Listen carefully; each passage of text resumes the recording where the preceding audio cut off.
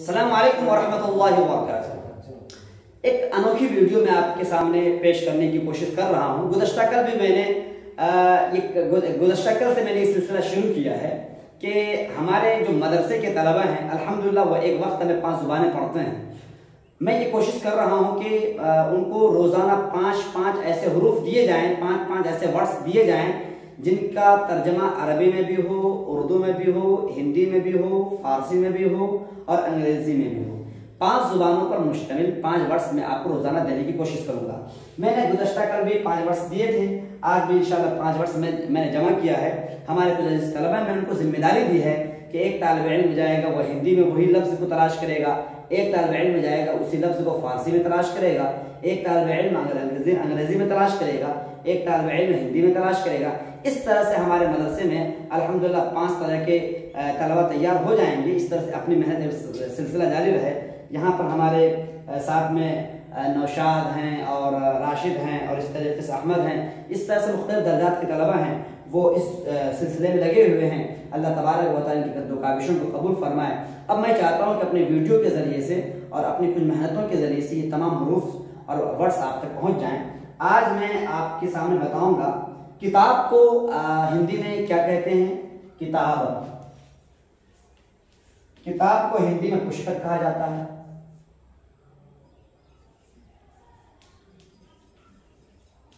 किताब को हिंदी में पुस्तक कहा जाता है, इंग्लिश में बुक कहा जाता है, अरबी में किताबुन कहा जाता है। किताब को उर्दू में किताब कहेंगे, हिंदी में पुस्तक कहेंगे और अंग्रेजी में बुक कहेंगे और अरबी में भी किताबुन कहेंगे। हाजा किताबुन, हाजा किताबुन, तो अरबी में किताबुन कहेंगे। और फारसी में किताब को किताब ही कहा जाता है, फारसी में किताब को किताब ही कहा जाता है। यह है उर्दू,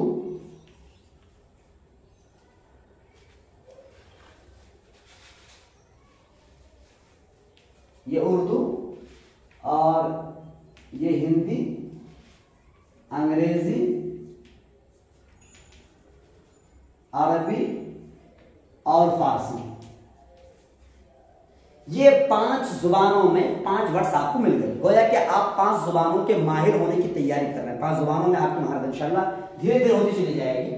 तो किताब को उर्दू में किताब कहेंगे, हिंदी में पुस्तक कहेंगे, इंग्लिश में बुक कहेंगे और अरबी में किताबुन कहेंगे और फारसी में भी किताबुन कहेंगे। कलम, कलम को हिंदी में कलम को उर्दू में कलम ही कहेंगे, कलम।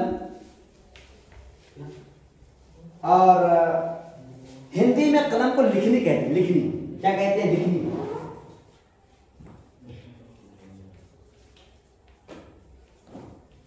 कलम को हिंदी में लिखनी कहते हैं, लिखनी। ये मेरा लिखनी है। और कलम को अंग्रेजी जुबान में पेन कहते हैं, पेन। और अरबी में कलम ही कहेंगे, अरबी में कलम कहेंगे। और फारसी में इसको कलम भी कह सकते हैं और खामा भी कह सकते हैं। कलम और खामा दोनों कह सकते हैं, कलम और खामा, कलम और खामा दोनों कहते हैं। दोस्तों, कलम के लिए हमारे पास फारसी में कलम और खामा, अरबी में कलम, इंग्लिश में पेन, हिंदी में लिखनी और उर्दू में कलम। इस तरह से आप 5 गुना 10 वर्ड्स आपके पास हो गए। एक और, ताकि आपको याद करने में आसानी हो। आदमी, आदमी, आदमी। उर्दू में आदमी को आदमी कहते हैं और हिंदी में मनुष्य कहते हैं, मनुष्य।